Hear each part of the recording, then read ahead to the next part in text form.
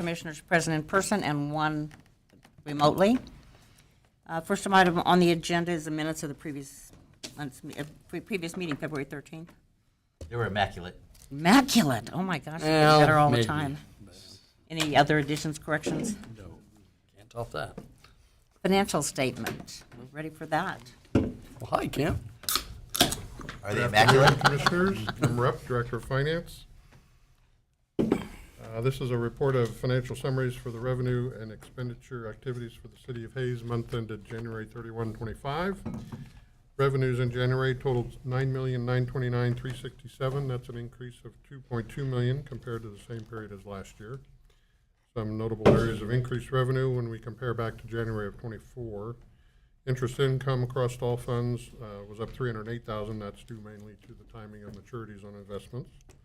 Capital projects, miscellaneous revenue increased $1.6 million as a result of the transfer from Commissioner Capital Reserve for the 32nd, 33rd Street project.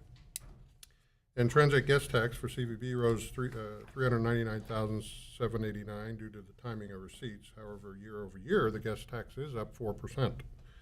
Notable areas of decrease revenue: airport improvement was off $269,000 as the SRE building was underway at this time last year. Expenditures in January totaled $3,995,000. That's an increase of $57,488 as compared to 24. The notable areas of increased expenditure: general supplies for airport was up $12,675. That was for the purchase of the ICER. Projects in Commission Capital Reserve was up $1,006,000 for that transfer for the 32nd, 33rd. Golf course repairs to buildings and structures increased $21,670 for the purchase of irrigation equipment. And chemicals for water resources rose $27,000. Notable areas of decreased expenditure: economic development was off $100,000, and library employee benefit was down $1,340,000 based on timing of the budgeted allocations. We did that a month later. Health insurance fell $154,000 year over year. Month-to-date general fund sales tax collections were at $819,453. That's an increase of $71,841, or 9.6% as compared to last year. 6-month average was at 2.9. Year-over-year decrease on that of 1.75%. Year-to-date, county sales tax collections were at $95,000, up $6,500. Top 10 quarter-to-date sales tax collections by classification was up $64,000, or 2%. Those top 10 still represent 73% of the total collections for the running quarter. And the total par value of U.S. Treasuries for January was $6,717,000. That's a weighted average yield to maturity of 4.3. That is down 20 basis points from a year ago. Total of the portfolio certificates of deposit on January 31 was $64,438,862. Weighted average rate of maturity on those is 4.8. That's down the 20 basis points as well. Total balance of the money market account on January 31 was $5.7 million. Current yield of 3.388, down 77 basis points on that from a year ago. And total investments were up $3,637,986. I move approval of the financial statement. Second. It's been moved by Commissioner Reuter, seconded by Commissioner Barrick. Any questions, discussions, conversation? I was just glad, that we now know what CCR means. I thought we were listening to Creed's Clearwater Revival for a second, but that's good. Capital Reserve, Commission Capital Reserve, that's good. Any other comments? If not, I'll stand for a vote. All in favor, please say aye. Aye. Aye. Opposed, same sign. Passed 5-0. Thank you. Got it. Citizen comments. Do we have anyone in the audience that would like to make comments or other than agenda items? On the consent agenda, we have 2 items: the elimination of a loading zone at 12th and Main Street, which affords us 2 new parking spots in that area, which is nice. Also, a beverage license for the Wild West Festival. I move approval of consent agenda items A and B. Second. Moved by Commissioner Reuter, seconded by Commissioner Musil. Any questions, comments? All in favor, please say aye. Aye. Opposed, same sign. Passed 5-0. Next item on the agenda is Water Conservation Program 2024 results. Holly Dickman, our hero. Good afternoon. I've been here for a year, so I don't know how to use things. You can come more often, Holly, anytime you want. I'd rather see you than Jeff. One me, Jeff, one me. Thank you. Good afternoon. Holly Dickman, Water Conservation Specialist for the City of Hayes. And it's that time of year. Hard to believe. Time flies. But I'm back. And so we're going to give a recap. And you guys have all seen this picture before, but I still like to show it because it's such a good illustration of how quickly things can change. And I figure the more I show it, the less it'll happen. So we talk about it every year, but this was back in 2012 during one of our worst drought years. And this was around this time of year, and we were just abnormally dry. But by August of that year, we were in exceptional drought. And so things can change very quickly, and I like to make that point every year. Last year at this time, this is what the map looked like. So you can see we were abnormally dry. And this year we are in moderate drought for most of the county. And unfortunately, the outlook for our area is not great. So this is the most recent drought outlook through May. They are predicting drought persists or drought develops for much of our area of the state. So we've been there before, so we're in Kansas. We don't know what it's going to do, but this is what they're predicting for the next few months.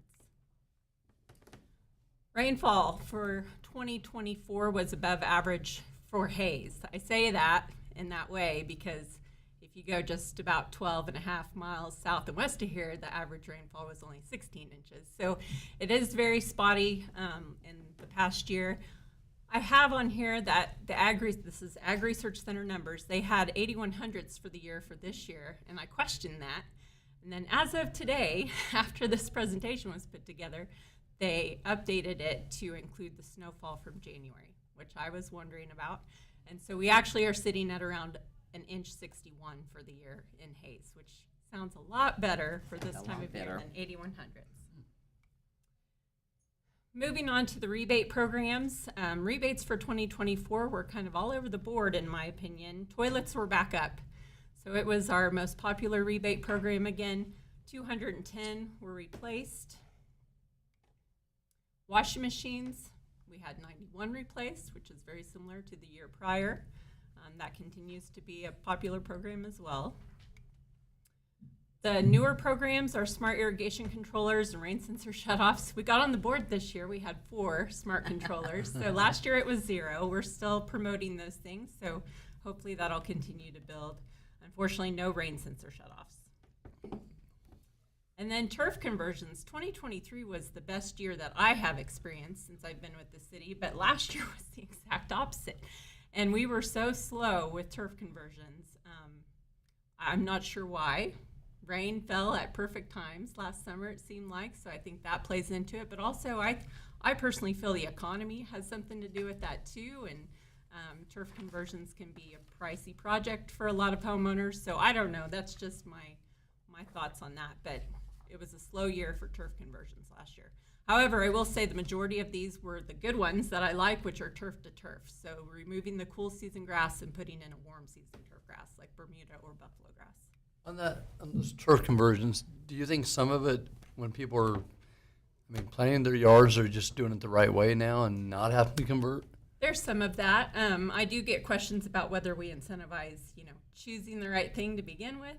With the new construction, we don't at this time.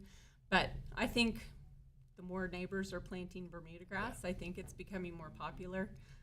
Drought conditions play into that, though. So I think 2023 was right after 2022, which was really dry, and that makes a difference, in my opinion. So I don't know what this year will bring. We'll see.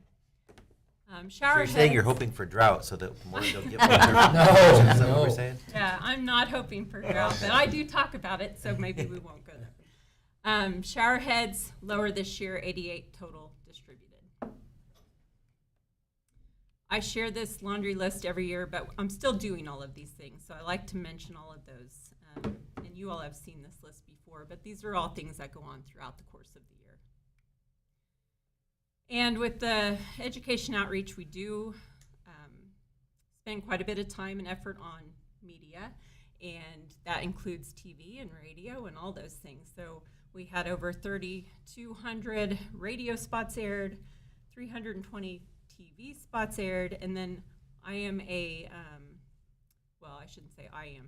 Water Conservation is a studio sponsor for KHAZ. So every Thursday morning around 8:10, I do live radio with Teresa Trapp. So we did 46 live interviews last year, and a part of that is 2,800 liners. So, you know, did you know water efficient shower heads save you this much water? That type of thing.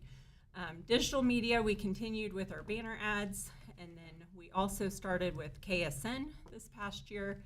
And then one other thing I wanted to mention is that Water Smart Wally made his acting debut on some TV ads. So these aired on KSN TV, and the nice thing about this is that they gave those to us, so I can use them on other outlets as well. But he might be asking for a sponsor or agent soon. I don't know. We'll see. He's getting kind of a big head. Okay, going on to social media, we still use it quite a bit. All of our platforms did grow once again in 2024. So we're getting more followers on each of those, which is a good thing. So these are just a few of the examples, again, of some of the things that have been out there in the last year. And we'll move on from there. With water ambassadors, we did add 4 new water ambassadors in 2024 to our group. So they were trained last winter, and they are currently on our roster as water ambassadors. School presentations, Stacy Minson and I partner up a lot on these because we're doing them at this time of year. So we go into schools where we are invited and talk about water conservation, water quality. We went to a Laughlin last year, Lincoln Spark classes, and then Fort Hays, a couple ag classes. Fix a Leak Week for 2024. Big program that we do every year, and it continues to be successful. We distributed over 1,600 of these toilet dye tabs. We found 18 leaks that were reported once again, and the teachers seem happy about this program. So we are continuing it again for this year. The poster contest in 2024 was very well participated in. Again, we had over 500 entries, which is great for Hayes. And so it was the 10th year. So for our award ceremony, we celebrated a little bit bigger last year with cupcakes. And the theme was Know Your Water, which is kind of the theme that I'll talk about a little bit more. The Know Your Water project, which is a K-State 105 grant that Stacy Minson spearheaded, we get to be a part of. And so as a part of that, hopefully all of you received these mailings at your address here if you live in Ellis County. But that did include City of Hayes water conservation programs and information, and then also Water Smart landscaping information, along with the locations of the hazardous waste and the compost site and all of those types of things as well. So that was a huge partnership. We worked with the We Can Center to stuff over 16,000 envelopes. That was fun last spring, and then those were out in the mail. And then as our part of the pie, we got to conduct over 16, or right around 16 irrigation system assessments in town from those that requested them, with the help of a K-State grad student, Alex Stanton. He came out and assisted with those, and then was able to provide reports to those homeowners after the fact about the efficiency of their systems. And all of the homeowners that we visited it with were very happy to have us there and thankful for the information after the fact. That was phase 1 of the Know Your Water project. Phase 2 was also funded, and so we are actively planning and working on those things right now. For our piece of the pie, again, we're helping with the organization of this No Water Summit, which will be coming up May 1st and 2nd here in Hayes. And we will have a broad range of speakers for that, but focusing that towards municipalities. We get a lot of questions from neighboring municipalities about how we do things, our conservation programs, those sorts of things. So this will be an avenue for them to come and hear it all in one location. We are also working on official audits of irrigation systems for commercial or institutional properties. So that'll be coming up as well. So we already have Abel Bickle Park scheduled, got permission from Fort Hays to do one of their irrigation systems.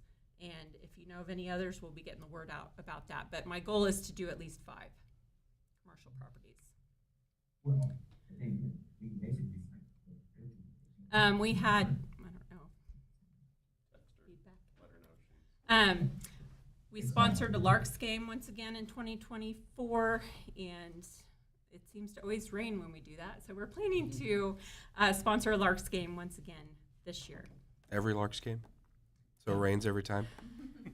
We can't afford to do every Larks. We might all chip We in. will try to do one. Can we afford not to? If it rains. If it rains every maybe time? it's- Yeah.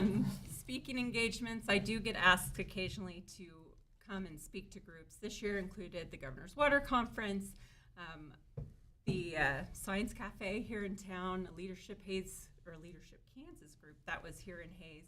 And then also horticulture extension agents meet in the wintertime, and they invited me to come talk about water smart landscaping and some of the codes and things that we do here.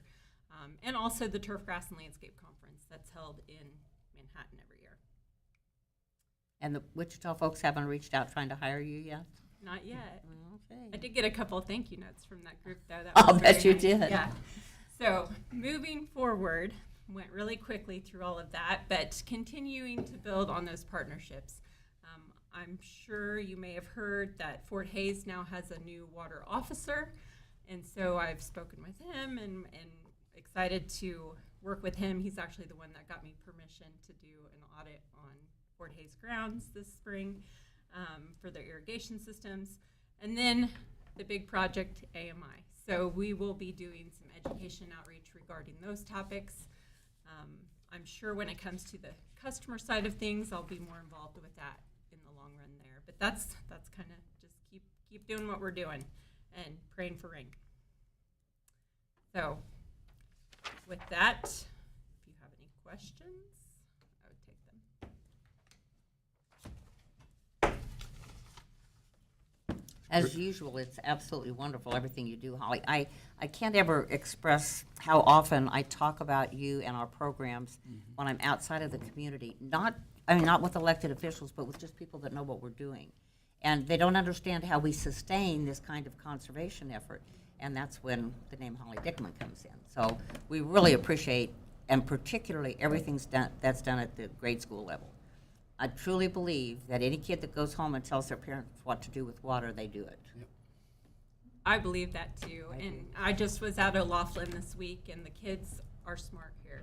They are, because when I talk about how long should a shower be, they all said 5 minutes or less. I mean, kids in other towns don't know that.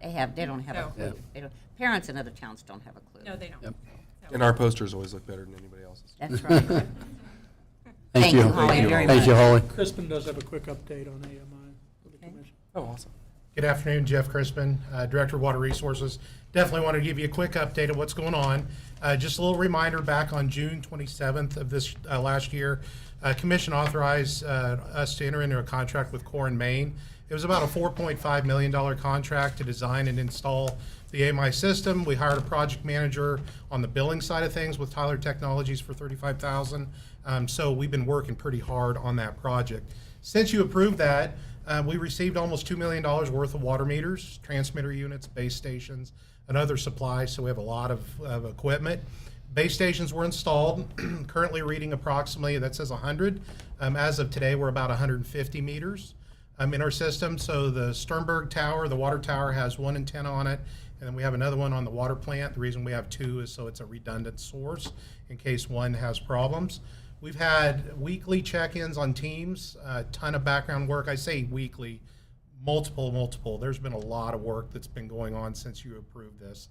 We've worked with James Bell, Public Relations Manager, and we put together a communications plan that we've been working through. You probably saw on Monday we had a news flash that went out to everybody late in the afternoon.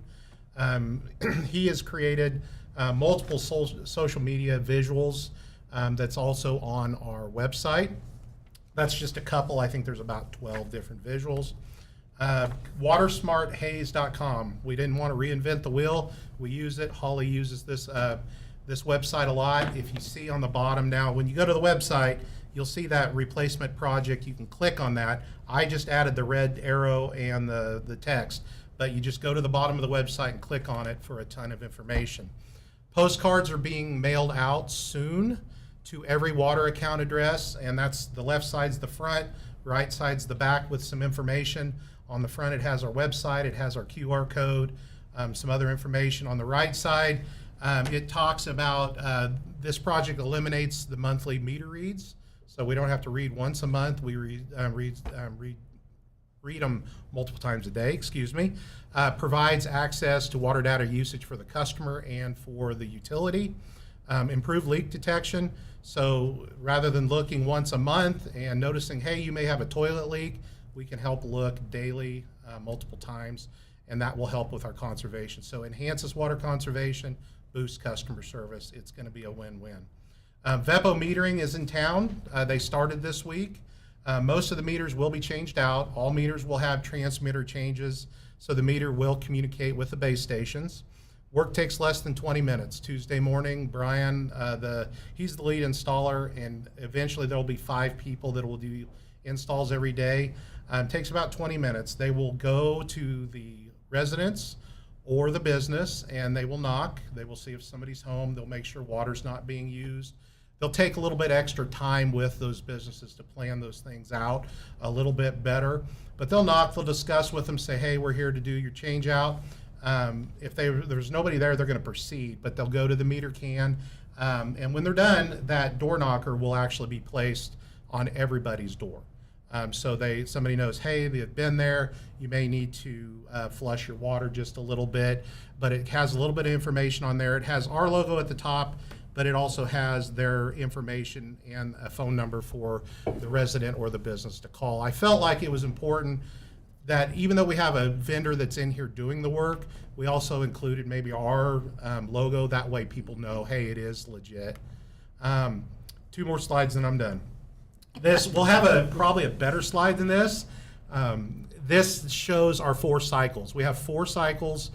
Cycle 1, which is down at the bottom, it's yellow. That is a cycle that they are starting in now. So this week he's done about 50 installs. Like I said on Tuesday, we went out, we took our whole maintenance crew to watch how he did it, and it's very easy process.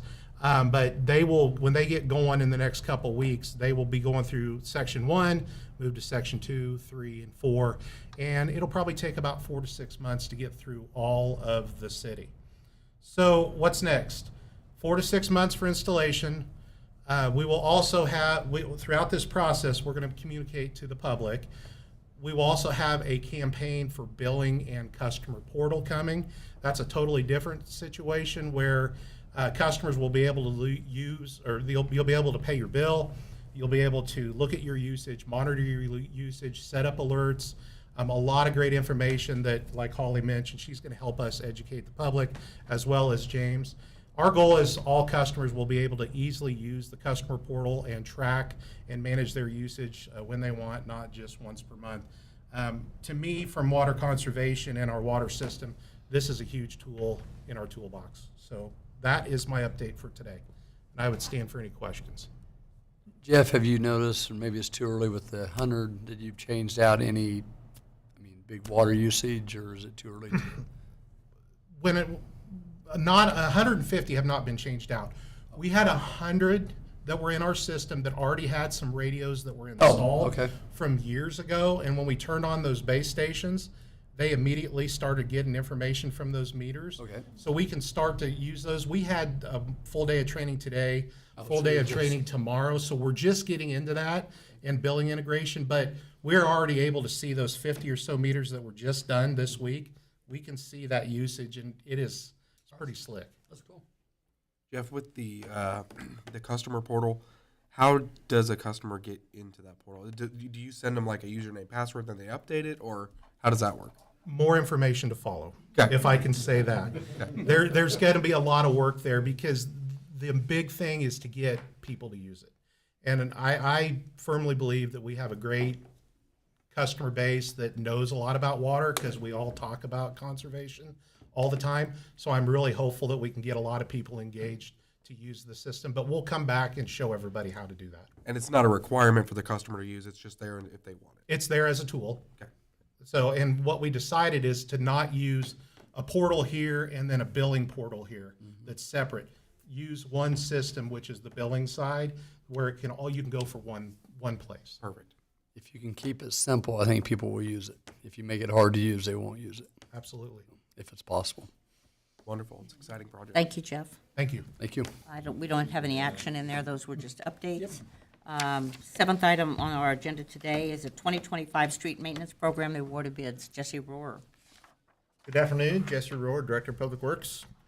So I want to visit with you today about and get your, hopefully get your approval of the award of bids for the 2025 street maintenance construction project. So this is something we do every year. We come to you every year with this, and every year staff evaluates conditions of streets and develops a maintenance program that we bring to you for consideration.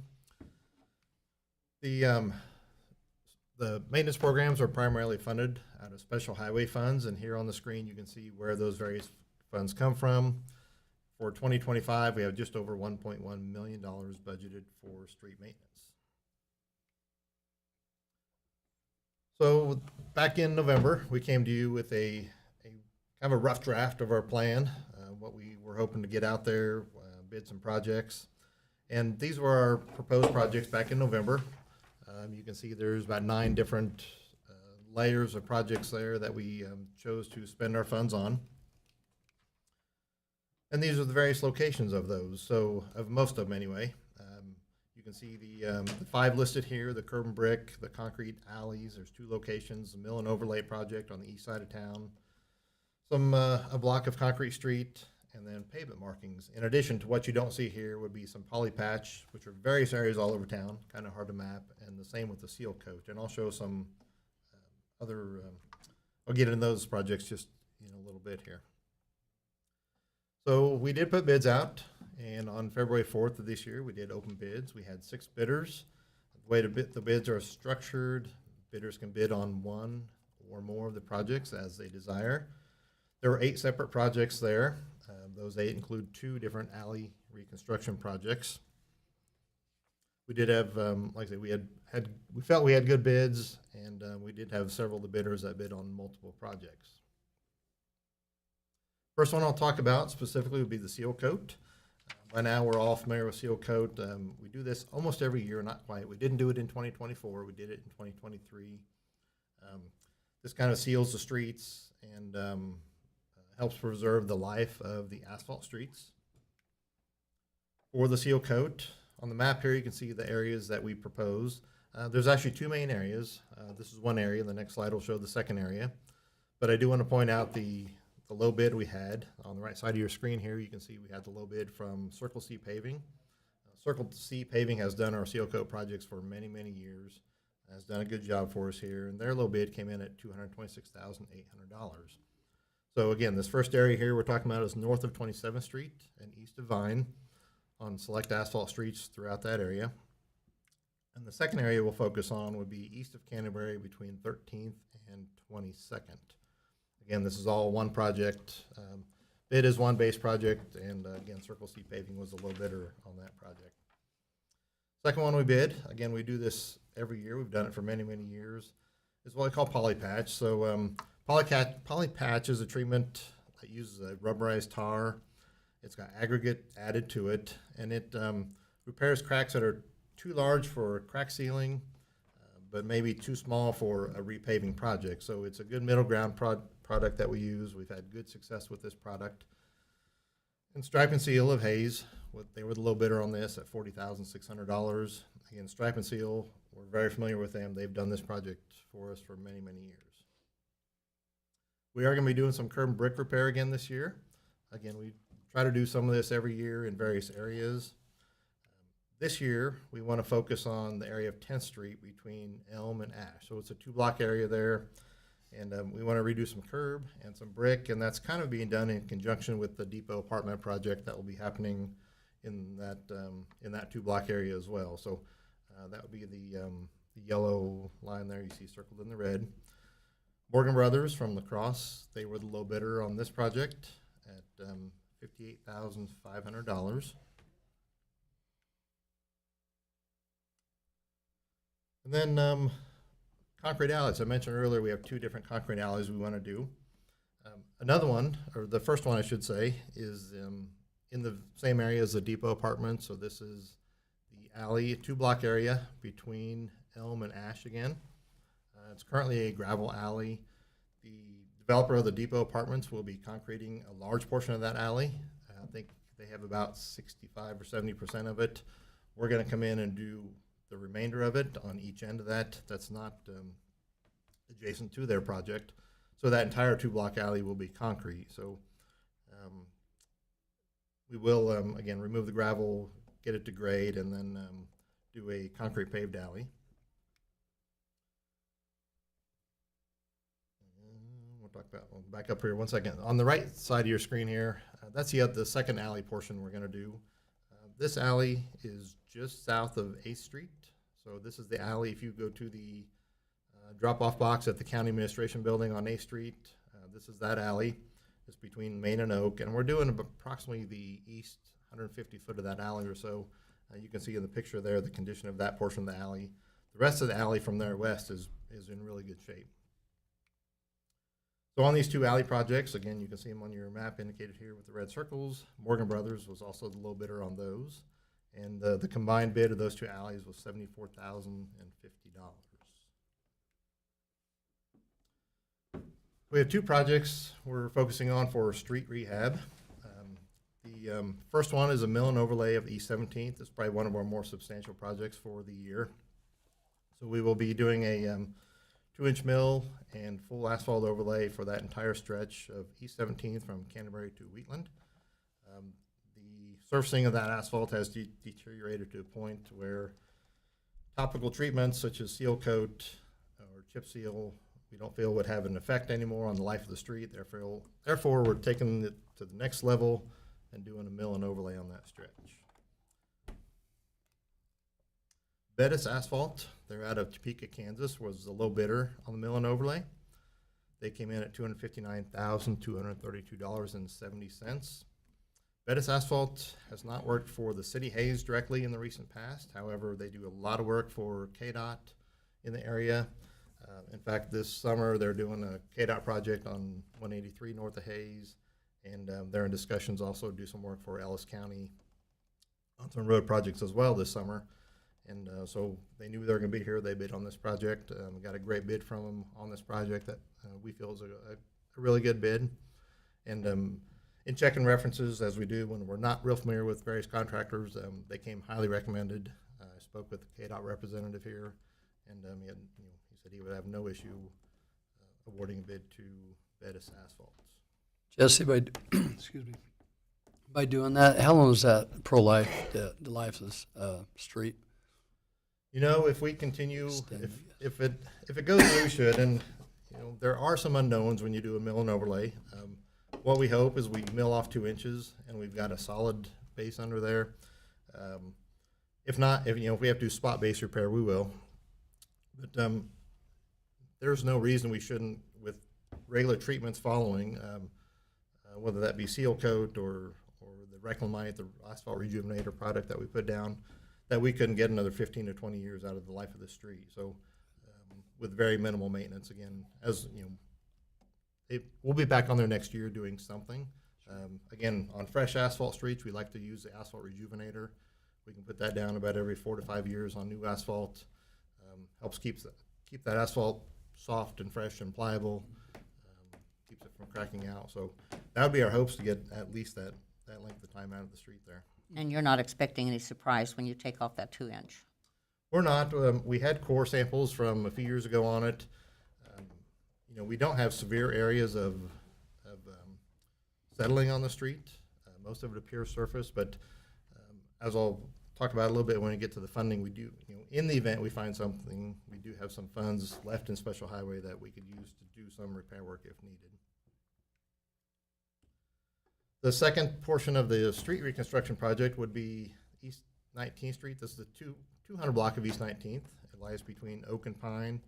As you can see, the concrete is deteriorated severely on this street. Most of the curb and gutter is relatively good. We will be doing some of the curb and gutter. There's one alley entrance we'll be doing that comes on that street as well. And on this project, Morgan Brothers was also the low bid at $124,652.78. Is that 2 blocks? That is 1 block. 1 block. So just between Oak and Pine, the 200 block there. So approximately 500 feet or so. A portion in the center was actually replaced a few years ago.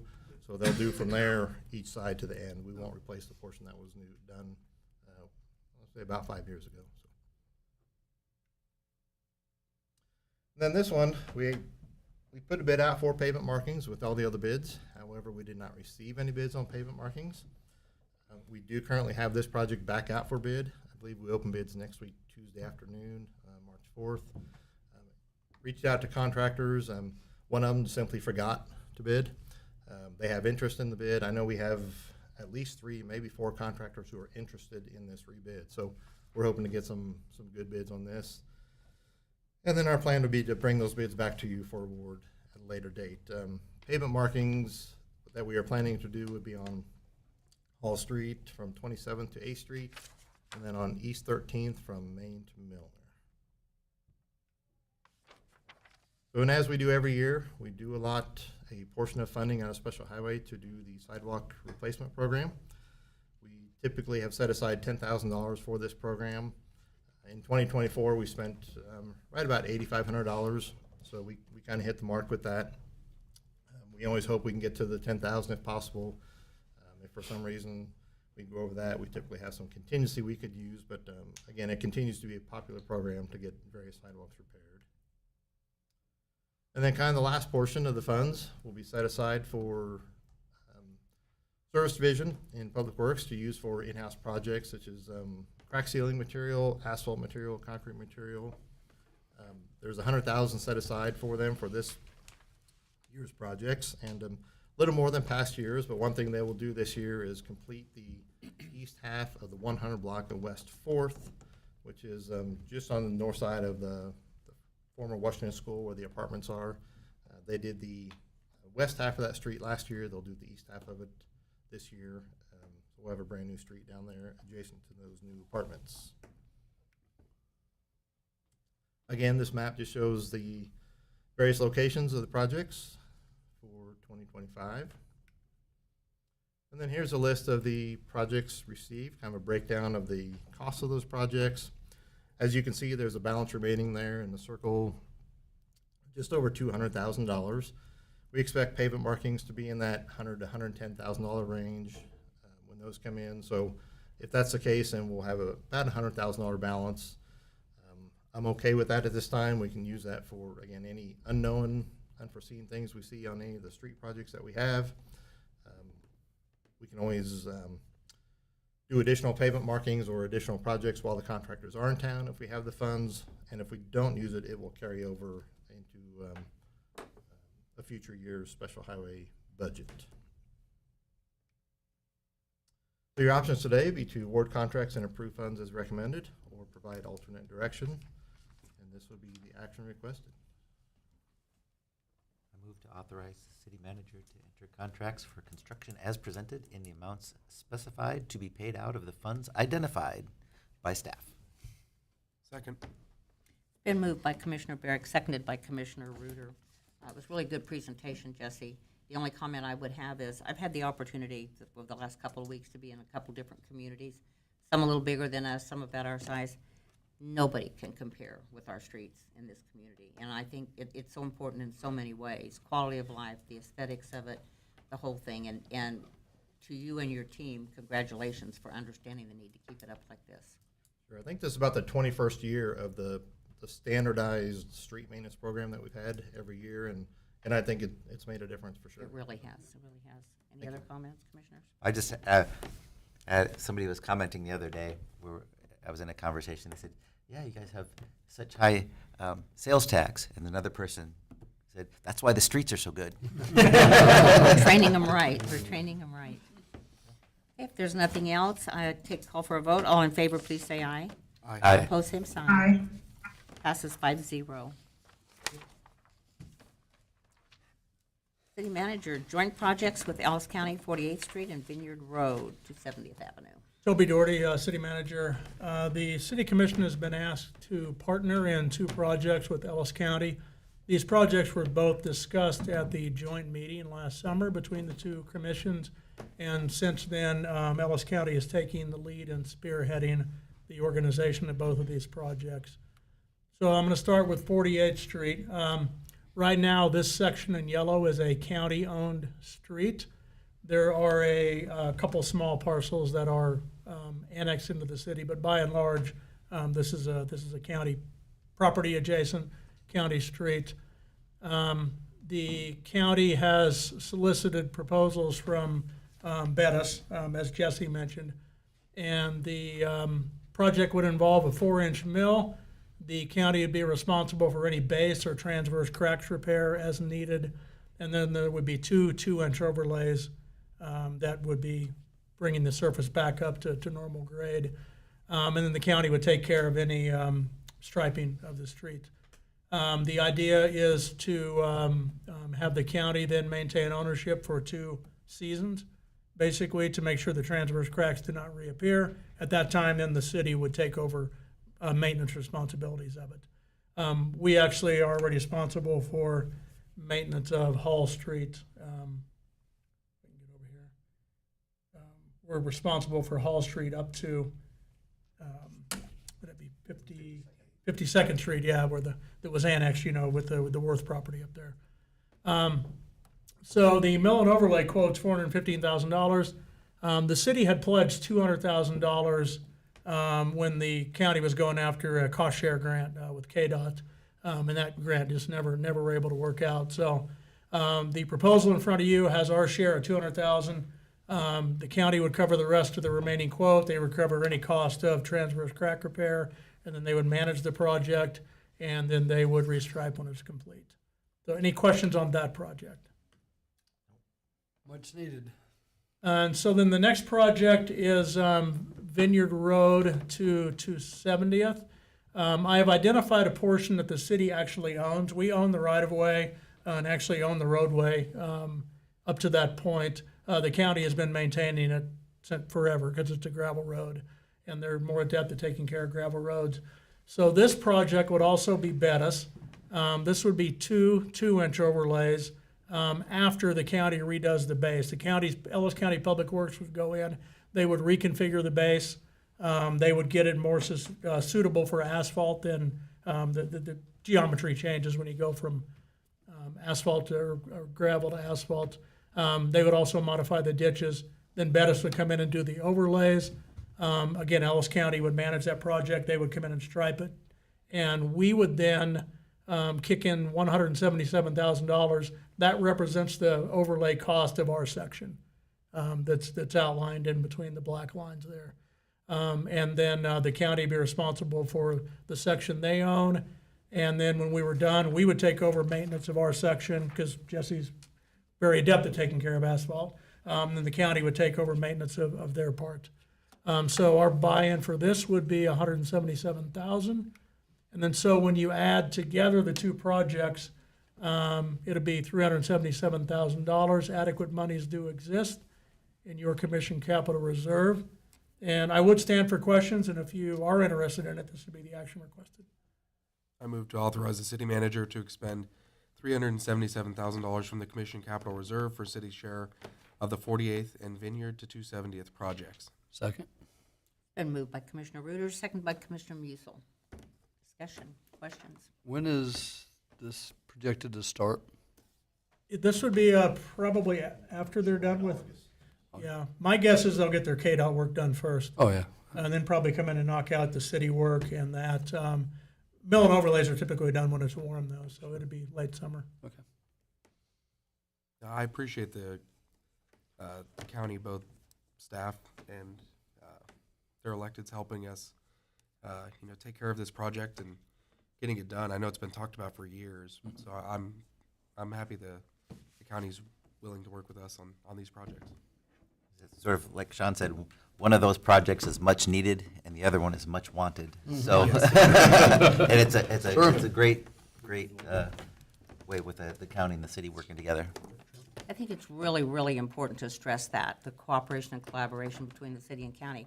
This started in conversations last year with a joint meeting with the county. This will prove to my husband I don't always get my way, because if I had my way, this would all be concrete. You know that.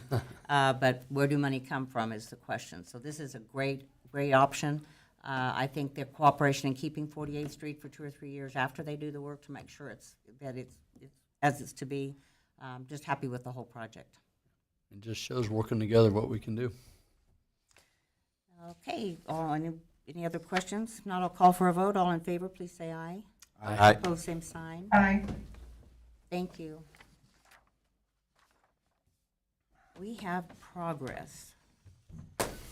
Yes, we do. Yes. Good afternoon, Colin Belzer, Deputy City Manager.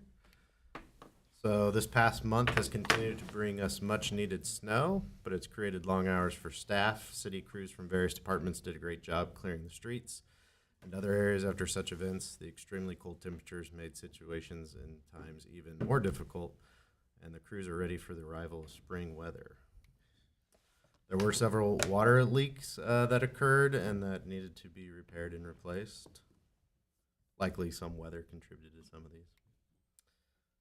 Lieutenant Tyler Brungart and firefighter Matt Van Dyke received the Zoll Life Saving Award for an EMS incident that occurred August of 24. The fire department was also given the award, so also pictured as Deputy Chief Shane Preston. Ace Fire Department members took a course presented by the Kansas Forest Service, which covers grass and wildland fires and how it could impact urban developments. We have 9 fire department members which have a red card, which is a certification for grass and wildland firefighting. This is an annual refresher and it's a requirement to maintain training standards. The cottonwood tree next to the bridge on number 7 was removed because it posed a great risk of potentially falling onto the bridge or a golfer, which would be really bad. You know, it does appear to be healthy on the outside, but it had rot through, as seen in the picture of the trunk. And then when cutting down trees, staff do chip as much wood as they can, and the mulch is used for tree rings and flower beds throughout parks and green spaces, and then citizens are also able to get mulch for their personal use from the stockpile. Our emergency snow route maps were updated to include some recent changes. Big change was the roundabouts, so we've reflected those on this now. Sergeant Philip Gage and Officer Caleb Cohn were awarded the Clinical Save Award in recognition of their outstanding efforts in assisting an individual experiencing a medical emergency. Their quick actions played a crucial role in saving a person's life. Corporal Ethan Henderson and Officer Jacob Schnabel played golf with students at Wilson Elementary. And then water resources, as I mentioned, there were a few leaks. So this is a picture of one on 412 West 18th. M&D of Hayes, I think they've actually completed this now, but the demolition of some water reclamation reuse facilities of obsolete structures that include the old final clarifier and the old primary clarifier. And then Holly Dickman partnered with Stacy Minson with K-State Watershed, K-State Research and Extension to man a booth at the spring semester Fort Hays State Back to School event. The CVB's 24-year in review report includes a citywide wayfinding signage replacement as well as TAC Marketing Award for the Gunsmoke Trail.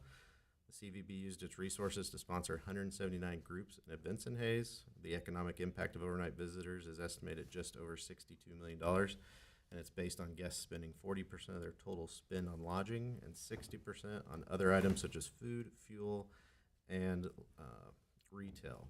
Visitor tracking data provides an estimate of 2,416,362 visitor days, which is how many days out of town guests spent in Hays.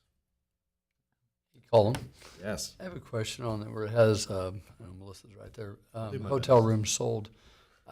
What'd you say? I said, I'll do my best. Oh, well. I'm going to ask anyway. So I was just recently talking to somebody, and they said every time they come to Hays, they stay Airbnbs. And I guess that's becoming a common thing because they can't, find hotels with a price. Is there any way of tracking on those weekends? Really? I just think that'd be interesting because there's getting to be a lot, and that's another guy who said like they bring 3 or 4 teams and they stay all on Airbnb. So I just thought that was pretty interesting. So. But it hasn't actually impacted the amount of stays in the hotels. Melissa, if you'd step to the, thank you. You thought you were going to get away with that. Melissa Dixon, Director of the Hays Convention and Visitors Bureau. We pay a company to give us these visitor reports, and there are other companies that track Airbnb results.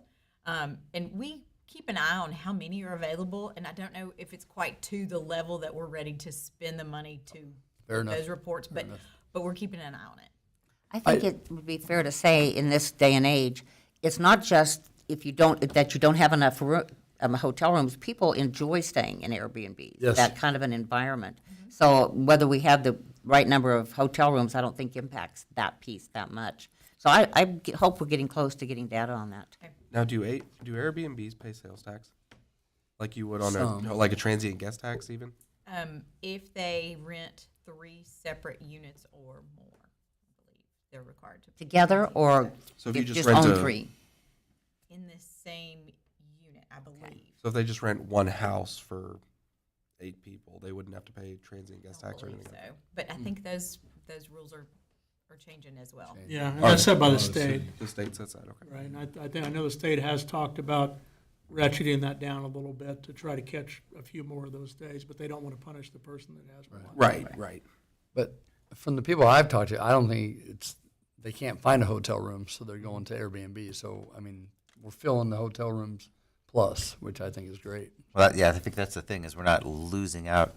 I mean, the financial report had year over year, guest tax was up 4%, which means that we're not having a big decrease in hotels because of Airbnbs. Yep.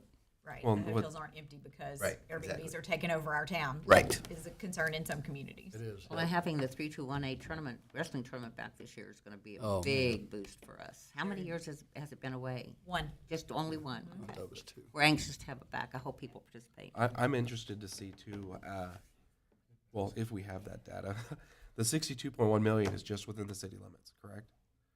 Or is that in the entire region That's for city, for city? because that's I would say city limits. Because I wonder how many of them, our hotels are full, so they go stay in Ellis. Oh, yeah, they Or do. There are a Russell. number Oh, of without a those. doubt. What kind of things that Hayes does for communities beyond our borders. Russell, they say in Russell. Yeah. Very cool. Thank you, Thank Melissa. you. Thank you. Sorry, it's just really cool. Sorry, Colin. No, I was. can help She us. did a great job. I was going to say the same thing, but Really? Take some credit. the 33rd Street reconstruction project has begun. The extension of the storm box will be the first task, allowing for an extended turning area on the northbound Skyline. The 13th Street reconstruction project continues to move forward. The storm box extension is complete and stormwater piping is being installed. Two-way traffic should be reestablished in the next several weeks. However, during later phases of the project, traffic will have to go back to one way at certain times. And we'll obviously notify the public about that. And then lastly, the Kansas Highway Patrol hangar project at the airport is starting to wrap up, and it's scheduled to be completed by the end of March. Questions? I have one comment, and I could save it for later, but you talked about the fire department here. I get more calls all the time on incidents, whether they're good, bad, or indifferent. I'm getting a lot more calls and a lot more emails. We unfortunately had a residential fire this past week, and we happened to know the people that it happened to. But when we went out the next day to talk to them, first to them, they could not say enough about our fire department and how those guys took care of everything in the situation. So it was not only the person, then I started getting phone calls from other people that went in to help them and were there that night when the fire department was there, and they just raved about not just that they got the job done, but how caring and attentive they were and making sure that they felt good when everything was over with. So please carry those kudos, because I sure got a lot of information on it. We'll do that. Thank you. Now we're going to be in a town where there's nothing to do, right, Melissa? That's right. We have Melissa Dixon from the Convention and Visitors Bureau. Just a few things I need you to know in March. Definitely this weekend, Keisha 321 State Wrestling is back in Hayes after only 1 year away. But this year, last year we had 224 boys compete. this number. This year we will have 224 boys and 224 girls, and all the families and coaches That's that come awesome. along with them. So the hotels should be full tonight because there's early weigh-ins in the morning. They'll be here Friday and Saturday. If you haven't ever attended this, take some time and go. It is really a kick to watch, and I'm probably more attentive because I have grandchildren that do this now, but I used to go to it before they did, and it's just a great event, great event. And we couldn't do it without all the help from Fort Hays State Athletics, for sure. Hayes High School will present their musical, Hades Town, March 6th, 7th, and 8th at 7 p.m., and then a matinee on the 9th. And if I remember right, I think that might be the last performance at 12th Street before the new high school. Great. Moving forward. And then the second weekend in March, we're going to have another wrestling tournament. This is the smaller competitors. Last year, they had 350 little people wrestling, and then 550 on Friday, 800 on Saturday. So this one could be even bigger than state wrestling as far as the draw. That is There one was thing. a 6 and under one in Baser this last weekend. They would put it together kind of quickly because there weren't things around. And they thought they might have 70 because they put it through the last minute. They had 300 show Holy up. moly. So who knows what'll show up. That was one of the loudest events you can ever It is, attend. it Holy is cow, too. it's loud. Those little 6 and under guys are so cool. Yeah. I'm It's telling you. recognition in there now. Yeah. That's right. The HVAC is ready to go. We'll need it. Hayes Chamber will host another legislative coffee March 8th, 8:30 in the morning at Hayes Public Library. Get to chat with your legislators, representatives. And Fort Hays State Band Concert and Choir Concert will be really close together March 11th and 13th at Beach Schmidt Performing Arts Center. Big fundraiser for Women Who Lead, Power of the Purse. Tickets are still available. That'll be March the 14th, and they've expanded it out to Ellis County Fairgrounds. Heartland Gymnastics will have 350 to 400 gymnasts coming to compete March the 15th, and that'll be at Hayes High School. Fox Theater has 2 shows, Tyler Braden with Devil You Know tour, and then on the other side of that, Van Full of Nuns. And That's gonna be conflicting That shows. sounds fun. I'm so excited. March 15th and March This 29th. concerns me. Oh, it's good. Annual World Water Day Fun Fest, March 18th, Sternberg Museum of Natural History. And then on the tail end of spring break, Special Olympics Kansas will be back at Gross Memorial Coliseum. RPM Speedway will host the 13th Annual Sunflower Classic on the 28th and 29th. And then all month long, you can see Sternberg Museum's Water's Extreme Journey through mid-May. Spoiler, it all stays Got here. for now. Thank you. Thank you, Meredith. Thank you very much. Commissioner Cunningham, are you still with us? Maybe Yes, not. I am. If you'd like to take this time to do comments, we'll let you go first, please. Oh, thank you. I apologize if it's a little loud on my end.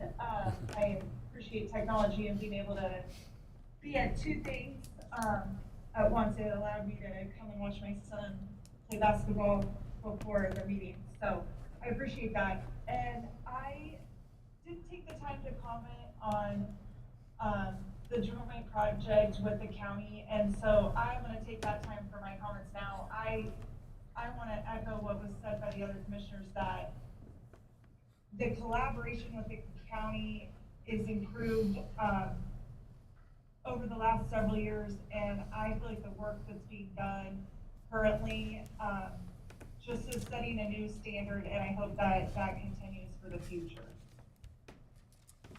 And that's all I have. Thank you. Thank you.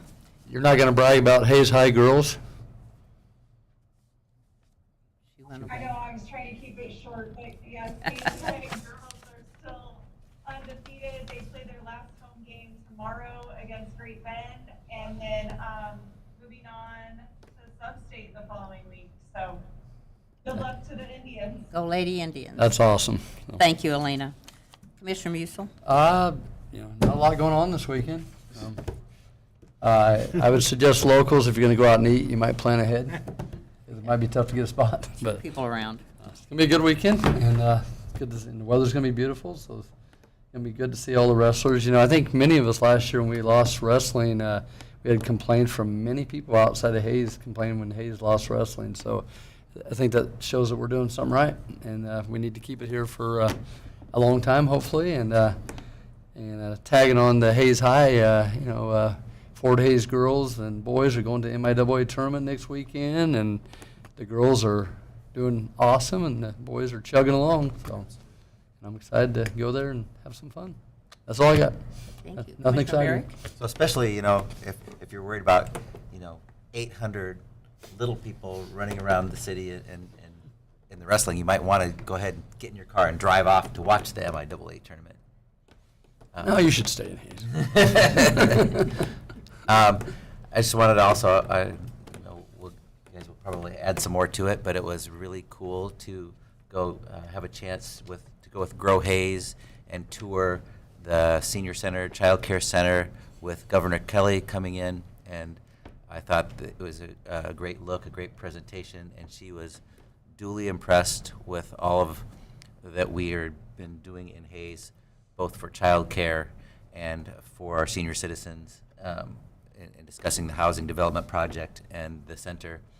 And so, and her staff that was there that has worked on some of these things with us. So I just want to say that was a very worthwhile and cool time to get a chance to get that in front of her.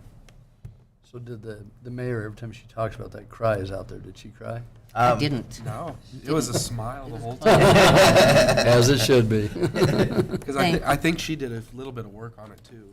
I think it might have been a brainchild. Or A something. little bit, yeah. A little bit. So I mean, Commissioner Reuter. yeah. So congratulations on seeing something that you've been working on for a long time. Yep. Physically rise up out of the ground, and the governor looking at it. They saying, just like me to cry, so Yeah. there's the governor's looking at the project that you helped spearhead and saying, like, wow, this is an amazing Mhm. addition that the community came together and put together. So congratulations on that. I would agree. And then kind of to echo on Sean's thing with, a few things happening this week. Be patient and be kind to those working in the retail positions. Are going to be dealing with a lot of out-of-towners, and you'll be dealing with a lot of out-of-towners driving around. Be respectful and be kind, because they help keep us running just as much as we do, so we appreciate them coming. We That's need real. them. Absolutely. That's really all I got. thrilled to have him back. I'll just make another little comment about the community center. I've been to a number of different things with the governor, and she says all the right words when she's there, and we appreciate her very much. This time, she was sincerely appreciative of this community center and what it's done along with the housing project around it. We got significant funding for that project, about $3.5 million from the state on that project. It was because of this. And the other person that was with her was Melissa Rooker. And I always forget Melissa's title, but she's the head of the child care department, cabinet, that's what it is, cabinet, thank you. And she said when she read the grant for this project, it almost brought her to tears, because it was absolutely exactly what they're trying to get to happen all around the state, and they hope people use it as a model. And it didn't happen because of the state. There was so much private investment in that, in the community. As usual, the normal people stepped up, but other people did as well. So we're extremely excited. That thing's going to be open July or August. The Child Care Center, which will have 77 slots, is going to be run by Bright Minds, who also runs the hospital one and has their own, and they really know the model to run a great operation, so we're excited about it. But again, having the governor come out to see something that the state gave $3.5 million for was a really big deal. So as often as we can get her out here to look, that would be appreciated. And listening to Holly's report tonight, I really want to thank our citizens. You know how many years we have conservation practices going on in this community for water? I mean, it's 20-plus years. And it never gets bad. It never starts climbing up again. We just get better and better all the time. We just have this clear expectation of the court system to allow us to finish the project that we have every right to finish. And hopefully that'll come very soon. We have executive session. Yes, thank you. Almost was I would request that the city commission move into an executive session for a period not to exceed 40 minutes, to include the city commission, city manager, city attorney, deputy city manager, assistant city manager, water resource director, R9 project manager, and then online representatives from Folston, Siefken, ORC, who's the city's land acquisition agent, and Burns and McDonnell, for purposes of discussing matters pertaining to attorney-client privilege and acquisition of real property. So moved. Second. Been moved and seconded to move to executive session. All in favor, please say aye. Aye. Opposed, same sign. Aye. Okay. There's only a couple people actually have to leave. You opposed it, Elena?